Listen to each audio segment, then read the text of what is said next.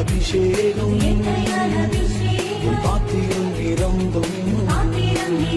பெரும் பந்தியின் நடுவிலே தரையை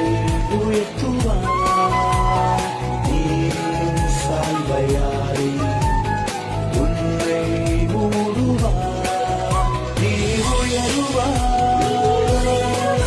நீ படருவார்